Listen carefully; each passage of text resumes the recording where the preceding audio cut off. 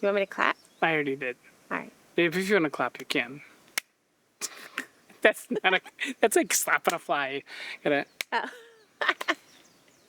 Hey everybody, in this video we're going to share our birth story with our twins. If you didn't watch our first and second video, we had our TTTS surgery at 17 weeks and it went really well, and the twins had been growing and doing well, through the pregnancy. At 31 weeks we had a well checkup and everything looked great. And the next day, I lay down for a nap in the afternoon, and I woke up and realized my water had broken. And immediately, I started experiencing some cramping. So within 10 minutes, we had grabbed our bags, which we had already packed, and we were in the car on our way to the hospital in Tokyo. In full panic mode. Yeah, I drove like a maniac and can neither confirm nor deny that I might have ran red lights or was speeding or...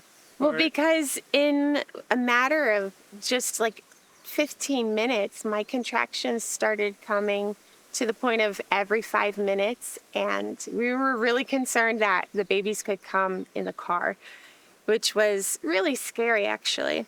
Yeah, because I was driving like normal. I'm like, hey, should I be driving fast and reckless? Or in the beginning, she's like, it's okay, just get us there safely. We live about an hour and 20 minutes from the hospital, so... I got there in 47 minutes.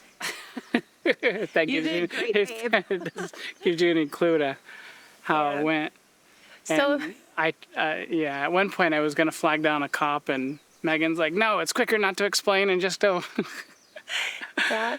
So we got to the hospital. Contractions are 5 minutes apart. They took me right up to the labor and delivery room and checked me out. And actually, I hadn't really dilated much yet. So they had hoped that we could stop labor and keep them in. They said the goal was to 34 weeks. So at that point, you are 31 weeks, 6 days. Not yet. No, 31 weeks and a couple days. Yeah. So, and 2 days, 31 weeks, 2 days. And so they put in an IV and they started giving me medicine to try to turn off the contractions. And about, from 3:30 in the afternoon when my water broke, it was about 10 or 11 at night when they finally got the contractions to pretty much stop. And at that point, I was already admitted, and they decided that they were going to be able to keep the babies in for a few more days at least. And the kind of neat thing that happened is her regular doctor just happened to be at the hospital that day. Usually it's not her day to be there, but God had arranged her to be there. Yeah. So there's no backstory needed. It's just same doctor that did the surgery. She's just like, okay, here we go. Yep. And the next day was Friday. Everything was kind of quiet. I did my last baby bump picture, a video on Friday. And then when I woke up Saturday morning, I felt completely off. And I think that I know that the medicine that they were giving me to keep my contractions away it was too high. The levels were too high in my body, and it was starting to make me toxic. And I started losing feeling in my legs, and I started getting a headache, and my vision was changing, and I wasn't feeling good. And my doctor was away for the weekend, so nobody wanted to adjust it without her consent. And just to go back, the day before the day of admission, the doctor had mentioned that she thinks that we could keep labor from progressing for a couple of weeks. Mm-hmm. Yeah, so I went home thinking, okay, it's going to be a couple more weeks. Because in the hospital, I couldn't visit her at all during this weekend. Yeah, and Sunday was Easter Sunday, so I was in the hospital with the TTTS surgery over Christmas, missed Christmas, and then I was in the hospital over Easter and missed Easter. But Dad did a great job. He really stepped up to the plate with the rest of the kids. And Sunday, I was feeling absolutely miserable and so drugged up, and I started losing feeling in my hands, and I could barely walk, and I couldn't see past like my face, and I was just in bad shape. And your doctor had come back to No. that Sunday, right? Yeah, she asked you to make a decision. Oh, that's all right. My doctor came back and I was able to see her Sunday afternoon. She took one look at me, immediately turned the medicine way down. And a couple hours later, I started to feel a little bit better. But at that point, my labor started kicking up again. And she had asked me to make a decision if we should plan a C-section or go natural. And that had been the question through the whole pregnancy because both twins were head down. I had had, 7 kids naturally before. So I knew how my body was ready for that. And she was very well experienced. So she was willing to do natural birth with me. And She always said, "You're a professional. I'm a professional. We got this." yeah, but it was really up to us whether we wanted to do C-section or natural. And I really wanted to do it naturally. I wanted to avoid a C-section, but also with Modi twins, I know that there's risk factors with that. And so we hadn't made a firm decision. We kind of were waiting for the moment. But now the moment's here. And she asked me, what do you want to do? Do you want to do C-section or do you want to go natural? And after being so messed up with the drugs and everything, I just realized I couldn't make a very clear decision in that moment. So I asked her if we could call my husband and have a meeting and make a decision together the next day. So we had an appointment for 1:00 with her the next day. Which is Monday, right? Which is Monday, And so April 1st. I was receiving very little communication from Megan because I don't know. I wasn't capable of communicating with all the drugs in my system. And I just gave her the space. And so she made it sound like, oh, come in for like a 10-minute meeting with the doctor and we're going to have a game plan. And so I brought Mackie, our second oldest, our son, and I was like, oh, let's go in, let me have a meeting, and then we'll grab some lunch and go home. And little did I know that when he got there, my contractions were getting pretty regular, and I was definitely feeling like I was in labor.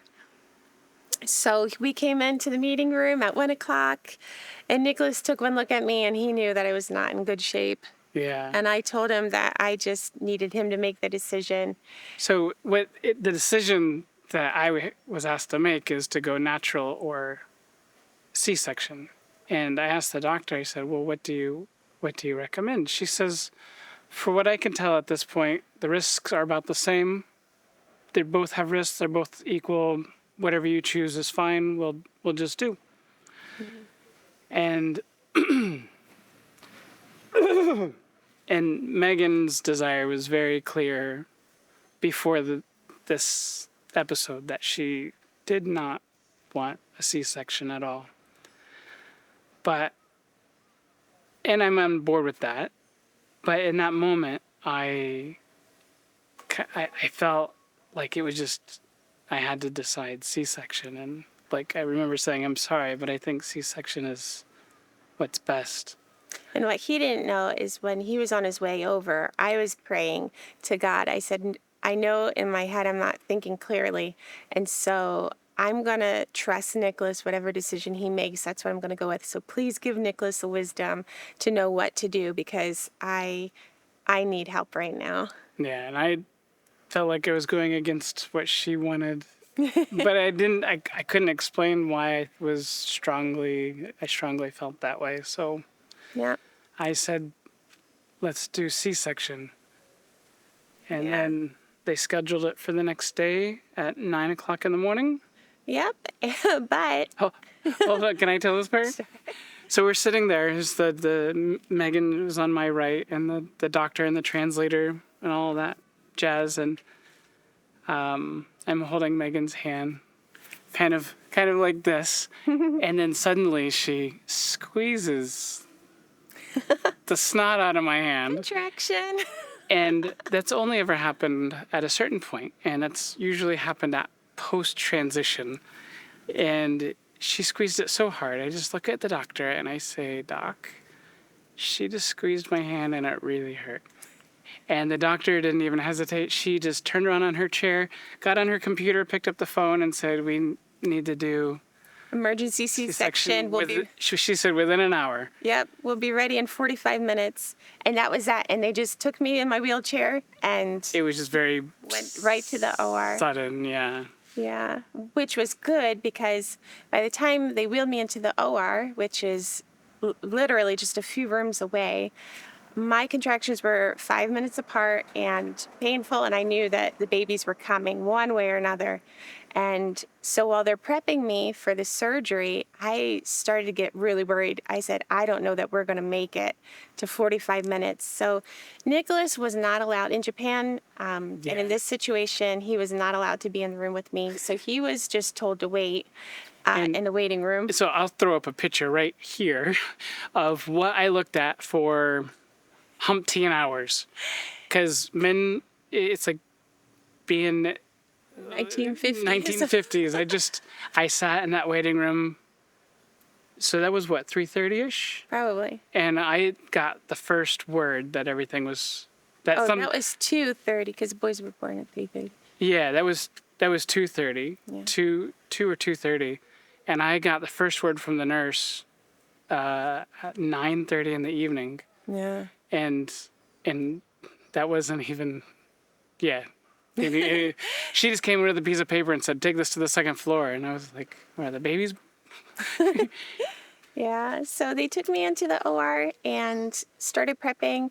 They had to get the NICU ready. The NICU was right next door, and so the doctors were getting, what they needed. Because the boys, I did have 2 shots of the steroids for their lungs, and they were just ready for them. And so they were they did a spinal. They rolled me over, did the spinal, and then they started right in. And okay. So yeah. Yeah. Let's keep it G version. Yeah. And so the surgery went really well. I never had a C-section before, but I had a great team of doctors. My doctor was amazing, and she... The same doctor that did the TTTS Yep. surgery. And she... So first Timothy was born. He wanted to come. Well, I'll say as I found out. First Timothy was born. He was considered the donor twin, and 2 minutes later Rufus was born, and I was able to see them both. I couldn't touch them. As soon as they were born, and they held them up for me to see, they whisked them right away to the NICU team waiting, which is really important. Rufus was having trouble breathing right away. And so they took them right out of the room to the NICU, and they were working on them while they were completed finishing me up. And after they got me sewn back together, my doctor said that actually Timothy was already on his way out Naturally. and she had to push him back and take him out C-section. And she said that that was the best decision to be made, because had he been born naturally, we could have lost Rufus, because what had happened was, what started my labor and my water breaking is I had a placental abruption, and also throughout my pregnancy I had a really bad anemia, so they were prepared for that in case I hemorrhaged. They had a bunch of blood on hand, but what they didn't know is they had no idea that I had placental abruption. They even checked everything earlier that day, and they didn't see anything, but because of the abruption, I had a lot of bleeding, and they already had the blood on hand, and they were able to take care of me, and just the surgery went really well. And then after that, and praise the Lord that we did the C-section and that God gave us that wisdom. Come to find out, I did make the right decision. Yeah, and then they took me to back to my room, and I was still pretty drugged up. So I think I saw Nicholas at some point. You don't remember it? Yeah, it was really brief. He was only allowed in for 10 or 15 minutes at the max. Yeah. Yeah. And I heard that the boys were stable. And So I was able to see Megan before I could see the boys. yeah. So I didn't know anything had gone on or what. I was still clueless when I saw Megan. Yeah. Oh, but during the time that they were fixing me up, they had put the boys in the incubators and they wheeled them in one at a time and let me reach my hand in and uh, and touch them. That was the closest I got to them. But when I reached my hand in with Timothy, he reached back and grabbed my finger, which is really precious. And Rufus was really struggling to breathe, but I was able to hold his hand and just know he was there. And then they took them back to the NICU, and they did a great job taking care of my boys. Yeah. Yeah. And poor Mackie, he had been in the car. He had no idea what was happening. So our kids aren't allowed to play their games on their phone during the week. We're pretty strict with that. So Nicholas had given him unlimited time, and he just sat in the car for hours playing his games. Playing his video So games. he was quite content. Yeah. And he's 16, so like, In he's Japan, he's safe.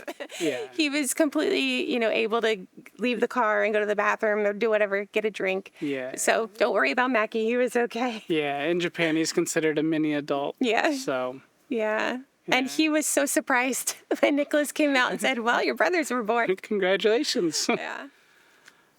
Yeah. Yeah. And then the next day, oh my goodness. Later that night, when the medicine wore off, pain management in Japan is much different. Compared to the States, their dosage of pain medicine is way lower. So when my spinal wore off, what they had done is they put some kind of epidural patch on my spine. But when they transitioned me from, one bed to the other, I don't know, at some point the patch had come off. And so when my spinal wore off, I was in excruciating pain. Like, I was in so much pain. I'd never been in that much pain in my life. To the point where, like, around 11 o'clock that night, I just started crying uncontrollably because I couldn't handle it anymore. So they came in and they gave me a shot of something, and I was able to fall asleep till like 3 a.m. and then woke up in pain. And that was the hard part. It was just being in so much pain constantly. I was allowed to take pain pills, but I didn't feel any difference. And then the next day, they discovered, like, I developed this excruciating headache. And so after a day or two, or not a day or two, the next day after that, when the headache didn't go away, they decided that I was having a complication from the anesthesia where the spinal fluid was affected. Some of the spinal fluid leaked out, which caused an imbalance in my brain, which caused my brain to press on my skull and kind of sag. And it was excruciating. The only thing I could do was lay flat, and that was the only relief I could find. And so that was about 4 or 5 days of just being in excruciating pain with this headache that I couldn't get rid of. So I wasn't really able to see my boys or do anything for their care. I couldn't pump, like, everything was so painful. And they said that could last 10 days to 2 weeks. And thankfully that started to subside about day 5 or 6. And then then the headache started to come and go. And then finally it started to let up right before I got out of the hospital, which was about the 1 week mark. Yeah, because in Japan, for C-section, you stay 7 days. Yeah. That's normal. Yeah. And so I could see the boys just about, the best I could do was 10 or 15 minutes a day because I just couldn't stand. The only thing I could do was lay flat on my back. But you had full access to see them as much as you wanted to. Yeah. But you just didn't have the strength. Yeah. And then I was doing pretty good, though, on discharge day. I'll tell you what, though, I will take 10 natural births over a C-section any day of the week. I've heard people say that's the easy route. I don't know what they're talking about. That was not easy. I don't think I want 10 more kids. Yeah, no. Yeah. And it was just, Nicholas, were you able to visit much? He wasn't allowed to visit Yeah. much. So I was able to visit you for 15 minutes a day, Yeah. and I could visit the boys as much as we wanted, as much as I wanted. Okay. And so what we did is I would message you when I got to the hospital, and then we would meet with the boys in the NICU and spend as much time as you could. And then I would spend some more, then you would leave, and then I had lots of paperwork to do always. And then I would come over and visit for 15 minutes with you. Yeah. Yeah. So it kind of hacked the system a little bit. And then because Tokyo's so far away from our house and expensive to get to, a lot of toll roads, they allowed us to transfer the boys to a hospital in our city, which is only about 45 minutes away. With traffic. Yeah. And so the boys were born on April 1st, and they are still in the NICU. It's been 8 weeks. 9 weeks. 9 Because weeks. yesterday was their due date. Yeah, yesterday was their due date, and they were on Timothy was on oxygen for 17 days, and Rufus was on oxygen for 10 days. And Timothy had his stomach problem. He couldn't handle the formula because I couldn't pump in the beginning. They had to try giving them formula, and his system couldn't handle it because of his size. So he had a little bit of trouble with his stomach in the beginning, but praise the Lord, neither of them had any major complications, and they just needed some growth, and they're both doing great. They were both growing great. And They didn't have any problems until... yes, last week. So in Japan, it's practice to do an MRI on every NICU baby before discharge. Yeah, and so Rufus had his 2 weeks ago, and his MRI was clear, and he is just doing amazing. And then Timothy had his, and they were supposed to be scheduled to discharge on Monday of this week, and the results came back, and they found a blood clot on the back of his head. So they're going to do another MRI this week and see if it shrinks or if it's the same or gets bigger. They don't really have enough information on it. But he's asymptomatic. He didn't experience anything. He hasn't had seizures or sleep apnea or anything like that. So we're just praying for him, and we go every day. It's been a crazy 8 weeks, which is why you haven't seen me. 9 weeks, which is why you haven't seen us on YouTube in a while, because we try to spend as much time as we can at the hospital, which we only get 3 hours a day. But we also have 7 other kids at home. So, we're just balancing life. I've been working on healing, which I am almost 100%. I'm still not back to doing everything, but I'm getting there. Yeah, you're doing good. And we just can't wait for our boys to come home. We'll share some pictures with you, and we love them so much. Our kids have not seen them in person yet. They're not allowed to go to the hospital. So they are so excited to meet their brothers, and we're so in love with them. And that's been our journey so far. So Yeah. Twins are interesting because, we've had many other babies, but I guess the thing that we've noticed most about having twins is when we pick one up from their bassinet. They look for each other. Yeah, they're in separate bassinets, but their bassinets are right next to each other. And they definitely are aware of each other. Because they always look in the direction in which they are. Like they don't try to crane their neck the opposite direction. They always seem to know which direction, which is kind of interesting. Yeah. And now, so how much do they weigh at birth? Hold on. Rufus was a little over 1,500 grams, and Timothy was a little under 1,500 grams. Right. And now, how much do they weigh? Rufus is a little over 2,500 grams, and Timothy is a little under... 2,500. No. Sorry. Rufus is 2,700 grams, and Timothy is 2,500 grams. Yeah. Yeah. I do not. I'm terrible at remembering numbers. So he always remembers the numbers. but they're doing great. And yeah. Yeah, we're looking forward to bringing them home. Yep. So Timothy's scheduled to get another MRI this week, and if it's clear, then they'll be coming home next week. And if it's not, then we will have a new game plan. Yep. So And the kind of the wrinkle in everything is how we have airplane tickets. yep, for the end of June, we are moving internationally. We're coming back to the States.